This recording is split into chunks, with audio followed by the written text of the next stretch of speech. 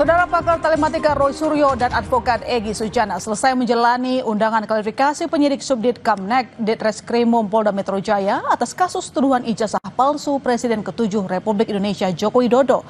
Dengan pendampingan dari kuasa hukum, terlapor pencemaran nama baik dalam kasus tudingan ijazah palsu Jokowi selesai menjalani pemeriksaan di Polda Metro Jaya pada Senin siang. Terlapor yang hadir yakni mantan Menpora Roy Suryo, Egy Sujana, Rismon Sianipar, Kurnia Tri Royani, Rizal Fadilah, dan Rustam Effendi. Sementara terlapor Ti Fauziah berhalangan hadir dan diwakilkan oleh kuasa hukumnya. Roy Suryo menyebut dalam klarifikasi ini dirinya diberikan 85 pertanyaan. Saya ada 85 pertanyaan dengan 55 halaman, maka bisa diselesaikan dengan sangat cepat ya.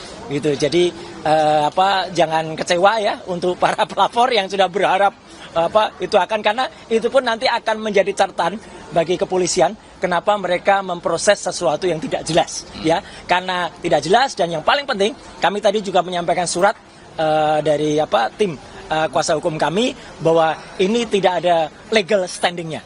Jadi mereka 5 pihak itu tidak ada legal standingnya, apalagi mereka mengatasnamakan, ada yang mengatasnamakan pengacara. Ya gitu, itu kan aneh gitu. Pengacara kok malah lapor tugasnya. Jadi itu sama sekali di luar nurul ya, gitu. Jadi nalar ya.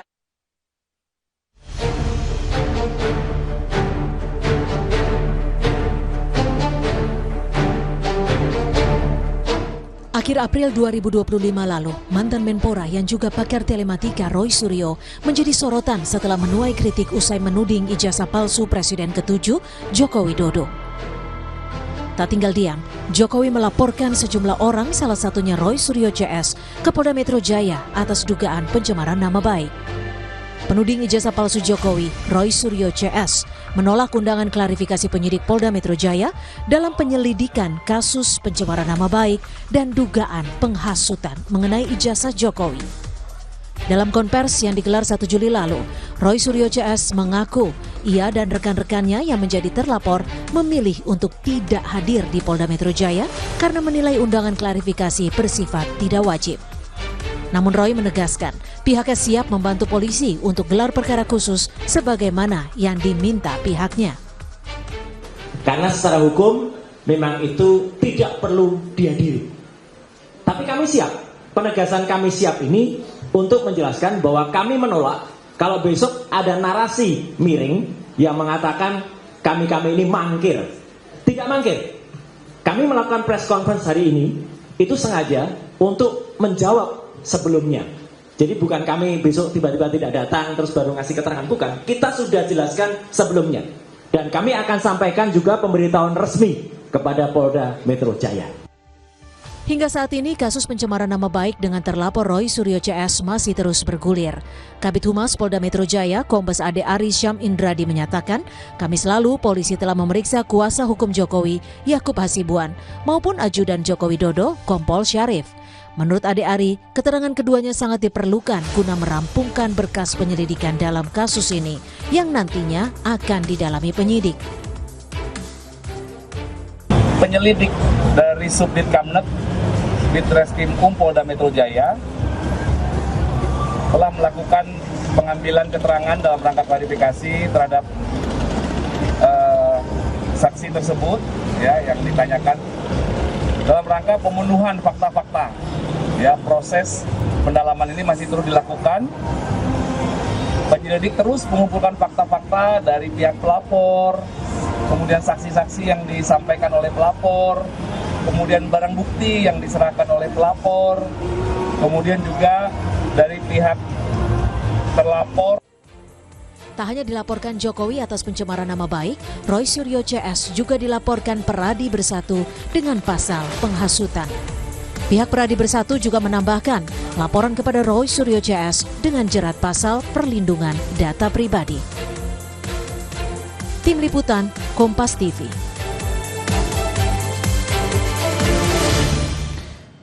Selain Roy Suryo, Polda Metro Jaya juga memeriksa sejumlah terlapor kasus ijazah Jokowi, antara lain Egy Sujana, Rismon Sianipar, Kurnia Tri Royani, Rizal Fadilah, dan Rustam Effendi.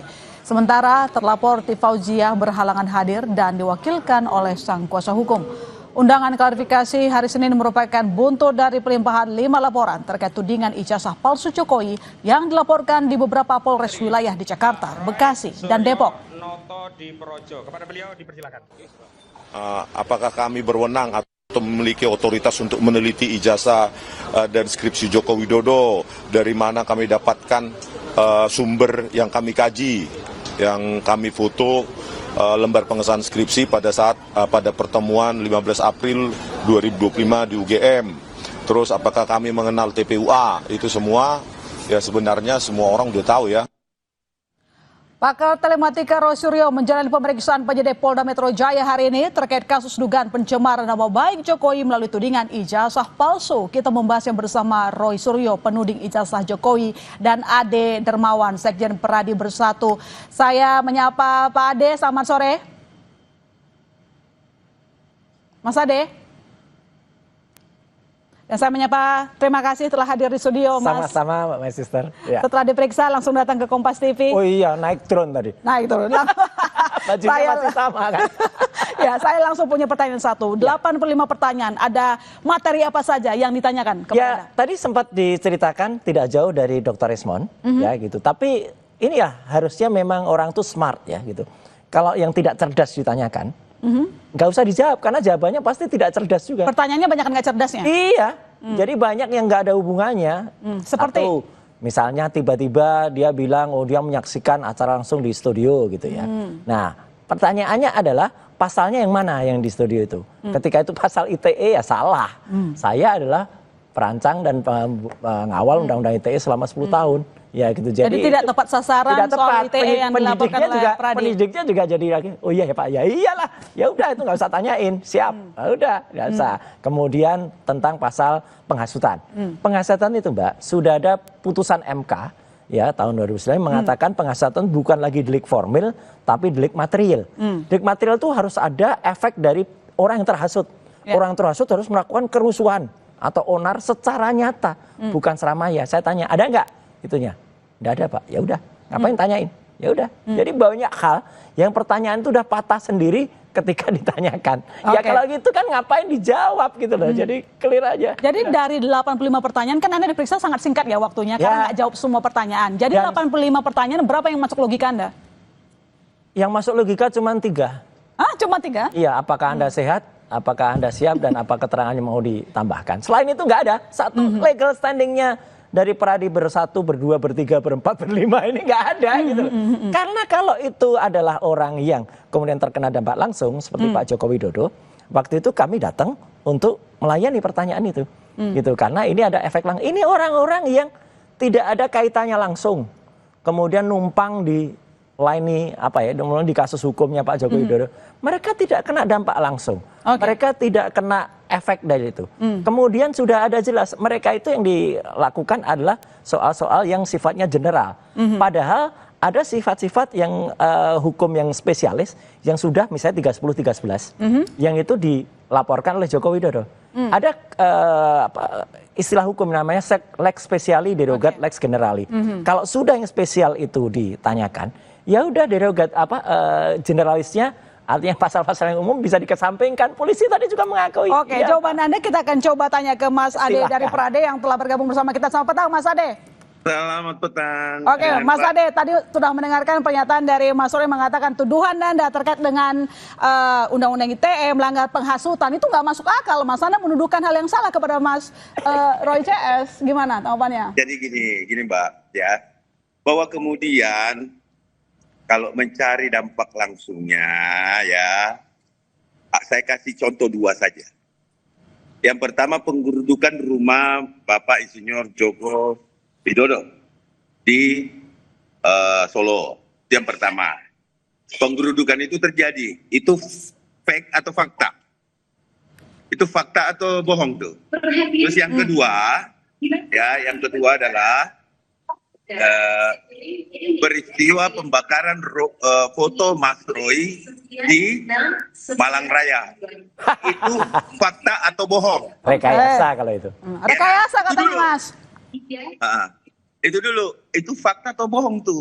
Nah, terjadi di mana-mana. Kalau ini tidak dilaporkan, siapa yang bisa menjamin bahwa tidak terjadi susulan-susulan baik dari relawan maupun juga dari masyarakat yang mencintai Jokowi ataupun yang kontra terhadap Bapak Insinyur Joko Widodo atau pendukungnya Pak Roy Suryo CS atau TPUA gitu loh. Sebentar Mas Roy, saya jelaskan dulu bahwa kalau berbicara dampak itu pasti ada dampak. Enggak mungkin kuculuk-kuculuk orang mau melaporkan polisi, apalagi itu adalah relawan Bapak Joko Widodo ya untuk hal ini. Kalau tidak ada dampak, ini ada dampak gitu loh. Jadi generalis yang dimaksud dengan Pak Roy, benar sekali. Tetapi perlu diingat, tidak ada dampak. Ya. Nanti kita lanjutkan Mas Ade dan Mas Roy, kira-kira apa yang disampaikan nanti dijawab. Tetap bersama kami saudara di Kompas Petang.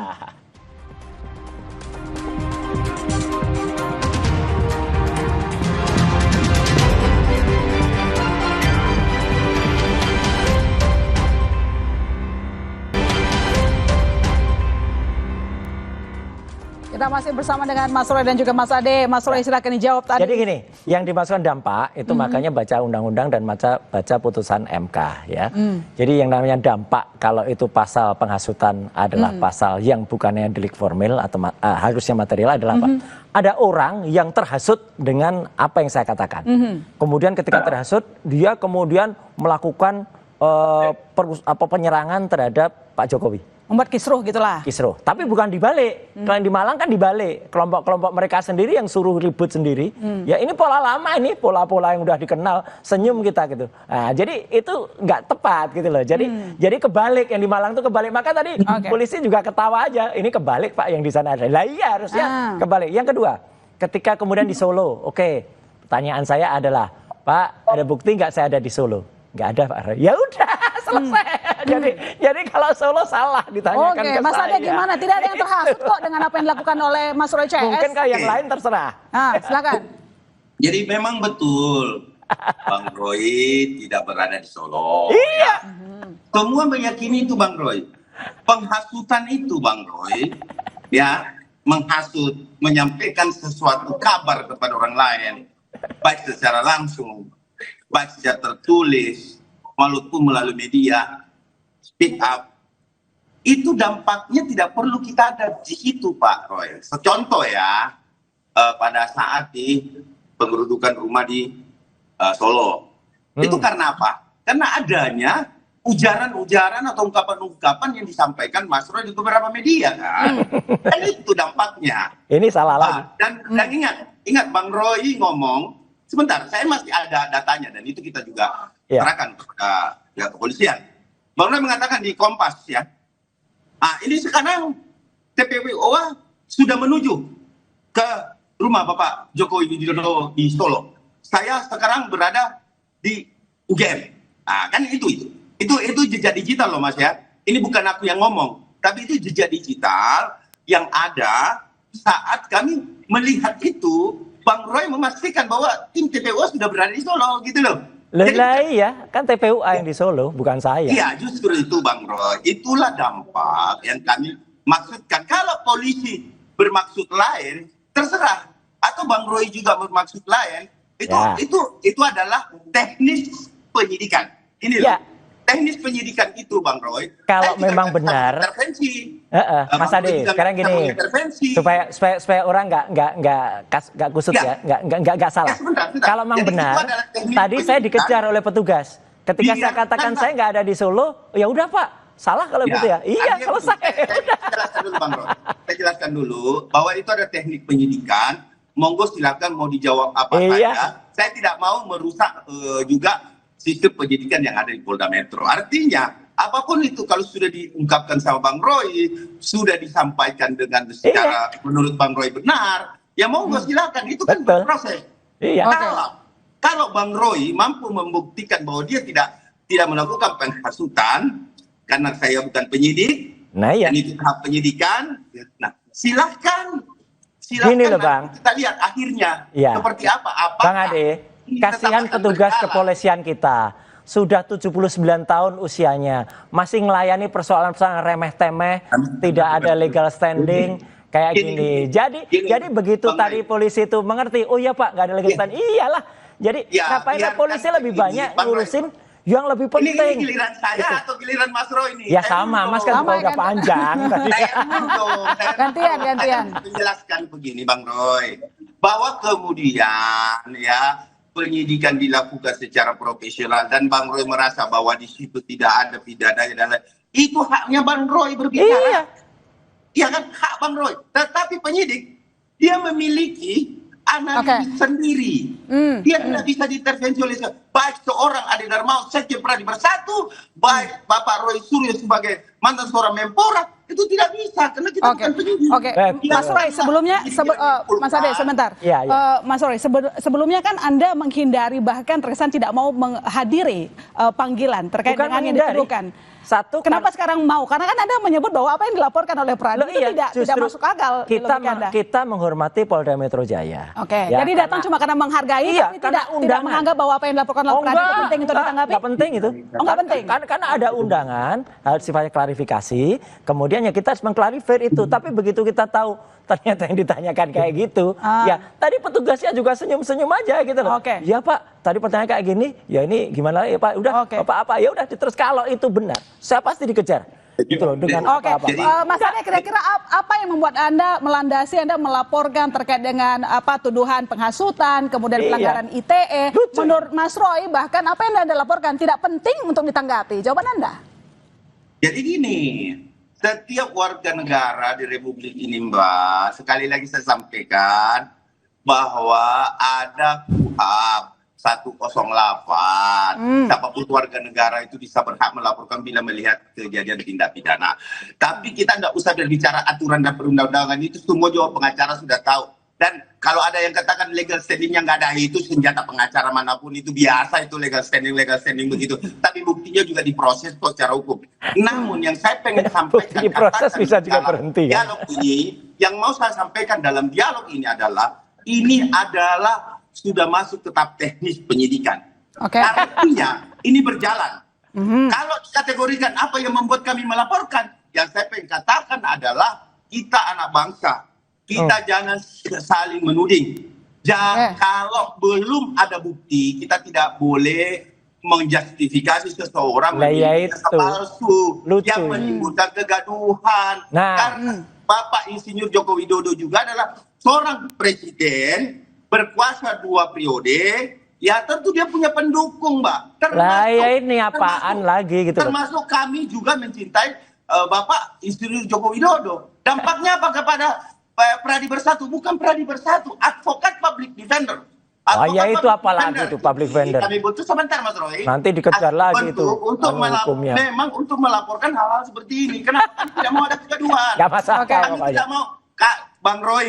Kalau kami tidak laporkan ini ke polisi, Bang Roy, yang saya takutkan, Bang Roy jalan tengah malam, kalau ketemu orang yang mencintai, ini contoh nih. Kalau ketemu orang yang mencintai betul-betul Pak Jokowi, terus Bapak disenggol dan di apa-apain. Ya nggak mungkin, ini salah. Yang ada di Malang tuh kita tahu siapa orang-orangnya. Saya sampaikan ilustrasi, bukan kepastian, Pak. Iya. Jadi ini malah nggak benar. Kalau gitu negara NKRI ini tidak benar kalau ada pembacokan di tengah jalan. Oh jasanya palsu, bagaimana. Tapi Bapak sendiri tidak pernah. Makanya kita tunggu hasil dari nanti gelar perkara kalau ijazahnya palsu atau tidak. Itu harus dibuktikan dulu sampai inkrah. Begitu sampai inkrah baru bisa Polda Metro Jaya. Gak ngurusin yang remeh-temeh. Baik, pernyataan terakhir mungkin masing-masing punya sikap. Mas Ade, tadi disampaikan oleh Pak Egy. Mas Ade, tadi disampaikan. Karena kenapa? Dalam kondisi sakit pun dia datang, gentleman. Oke. Mana kita tunggu besok Rabu kalau datang. Ditunggu hari Rabu katanya Mas Egy ini. Jokowi kita tunggu waktu gelar perkara. Saya punya pertanyaan kepada Mas Ade. Mas Ade. Tadi disampaikan oleh Pak Egy, harusnya kalau memang ini mau case close, kenapa nggak ditunjukkan saja ijazah aslinya dan selesai, Jokowi bahkan mereka bersedia minta maaf. Kenapa nggak itu yang dilakukan? Itu yang diminta oleh RCS. Seorang warga negara, apalagi seorang seorang presiden ke-7, ya, Republik Indonesia tidak mau menunjukkan kepada publik. Oke. Hak. Itu hak. Kenapa? Oke. Itu juga ikut kita laporkan, yaitu perlindungan data pribadi. Salah ini. Jadi laporan ini, Ini salah Mas besar. Ade, jadi laporan ini Anda mau kemana ujungnya? Mau mentersangkakan Mas Roy atau kemana? Atau mau minta maaf aja selesai? Kalau Bang Roy bilang bahwa tidak bisa menggunakan undang-undang PDP, kenapa dirancang itu undang-undang PDP? Oke, Mas Ade, saya punya pertanyaan. Laporan Anda mau ujungnya kemana? Mau mentersangkakan Mas Roy atau mau cukup minta maaf saja? Ya, artinya semua bisa dilakukan kalau negara kita memang bagus. Oke. Ya. Saya tidak pernah menutup, Mbak. Saya tidak pernah menutup dan Oke. tidak pernah melarang untuk perdamaian, karena perdamaian adalah Apanya yang mau damai? Ya, Oke, satu Pak. lagi. Mas Roy, kira-kira Closing gimana? statement aja. Closing statement, Ya, silakan. tadi juga sempat dikatakan, Pak, Undang-Undang PDP 027, Mas. Saya kasih tahu, saya bilang ke penyidiknya. Undang-Undang PDP itu tahu nggak dulu ketika di Komisi 1 siapa yang ngerancang? Pak Roy. Ya udah. Ya, gunanya bukan untuk itu. Salah besar. Kalau undang-undang perlindungan data pribadi itu untuk Nanti data kita kaji di elektronik. pengadilan. Ntar Mas sudah selesai Kak Anda kasih. Jadi salah besar. Jadi mereka malah iya ya Pak. Iya. Oke. Ini saat menggunakan undang-undang yang salah, termasuk harusnya digunakan pelindungan data pribadi itu 27 bukan Kita untuk kaji itu. di MK. Kayak ITE itu Oke. digunakan untuk data elektronik. Jadi kalau saya kembali ke ijazah UGM sebenarnya kan sudah menyatakan bahwa ijazah itu asli. Buat Anda itu nggak cukup. Tunggu Nggak hasil cukup. pengadilan. Tunggu hasil kita lihat. pengadilan, tunggu Oke. dan Itu kita benar, itu hak Oke. masyarakat Baik. untuk meminta melalui Baik. keterbukaan Baik, kita tunggu babak selanjutnya. Terima kasih Mas Roy, terima kasih Mas Ade. Terima kasih Mas Ade. Kita lanjutkan lagi nanti. Terima kasih, selamat petang.